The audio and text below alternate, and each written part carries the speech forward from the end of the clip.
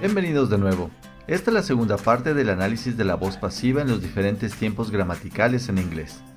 Como mencionamos en la lección pasada, la voz pasiva puede generarse en cualquier tiempo gramatical y recuerden que se utiliza para enfatizar el efecto de una acción al sujeto de la oración. No importa quién la haya realizado o simplemente no se sabe. En esta lección nos concentraremos en las estructuras de la voz pasiva en futuro y con el uso de los verbos modales. Iniciemos. Como ya hemos comentado en el video anterior, la estructura de la voz pasiva es fácil de reconocer debido a que se utiliza el verbo to be en cualquier tiempo más un verbo en pasado participio. Para el tiempo futuro podremos hacer la voz pasiva como en el ejemplo siguiente. Hopefully the police will catch the thief very soon. Por suerte, la policía atrapará al ladrón pronto. Esta oración está en voz activa, porque nos estamos concentrando en quién es el sujeto que atrapará al ladrón. En cambio, en voz pasiva nos concentraremos en lo que le pasará al ladrón. Por lo tanto, la oración quedaría: Hopefully the thief will be caught very soon. Por suerte, el ladrón será atrapado muy pronto. Para el futuro en voz pasiva es más común hacer las oraciones utilizando al modal will que utilizar la frase going to. Recuerde que la gran diferencia entre utilizar uno u otro es que si utilizan a going to, existe un grado mayor de certeza que las cosas puedan llegar a suceder. Como en todas las estructuras en voz pasiva, el verbo to be se conjuga en el tiempo que necesitamos la oración, en este caso en futuro simple, por lo que el verbo to be es will be, más la acción en pasado participio. Analicemos otros ejemplos. Don't worry, the house will be finished very soon. No te preocupes, la casa será terminada muy pronto. An email will be sent to you all next week with more details. Un correo electrónico se te enviará la próxima semana con más detalles. Sorry, but the power will be turned off between 2 p.m. and 5 p.m. Lo siento, pero la energía será apagada entre las 2 y 5 de la tarde. La voz pasiva en futuro continuo en realidad es muy poco utilizado, pero en dado caso sea necesario, debemos utilizar la misma lógica para generarlo. El verbo to be tendría que estar en futuro continuo, más el verbo en pasado participio. Por lo que la estructura sería will be being más el verbo de acción que estará en pasado participio. Analicemos este tiempo en un ejemplo. The mechanic will be repairing my car when we arrive, I'm sure.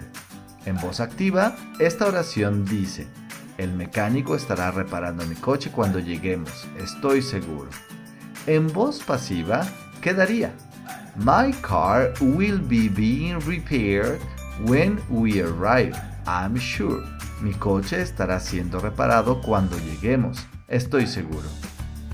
Para el futuro perfecto, el cual se utiliza para hablar de eventos que habrán terminado en un punto de referencia en el futuro, se sigue exactamente la misma lógica para hacer esta estructura en pasivo.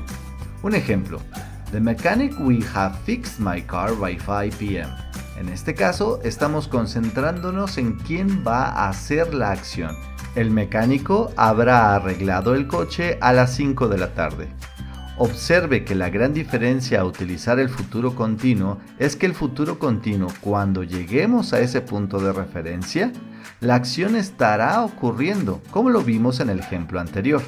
En este caso, a las 5 de la tarde, el mecánico ya habrá terminado de arreglar el coche a esa hora, por lo que la actividad habrá concluido antes de nuestro punto de referencia en el futuro, es decir, a las 5 de la tarde. Ahora bien, esta oración en forma pasiva. The car will have been fixed by 5 p.m. Como ya hemos mencionado, le damos énfasis a lo que le ocurrirá al coche y no a quien habrá hecho la acción. El coche habrá sido arreglado a las 5 de la tarde. Observemos que es la misma lógica para formar el pasivo en este tiempo. Aquí el verbo to be se conjugará en futuro perfecto, lo que es will have been, y se le agregará la acción en pasado participio. En esta oración será fixed. Cabe aclarar que como se está utilizando el modal will, no hay cambio para los sujetos que utilice la oración. Es decir, que si es tercera persona, plural o cualquier sujeto, siempre será la oración will have been. Analicemos algunos otros ejemplos.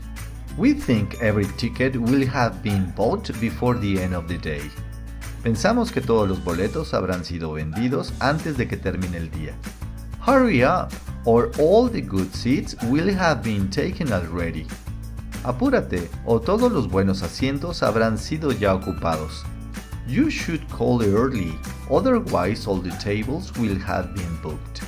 Deberías de llamar temprano, de otro modo todas las mesas ya habrán sido reservadas. Come back tomorrow, the park will have been cleaned by then. Regresa mañana, el parque habrá sido limpiado para entonces. Will those letters have been sent out before lunchtime tomorrow?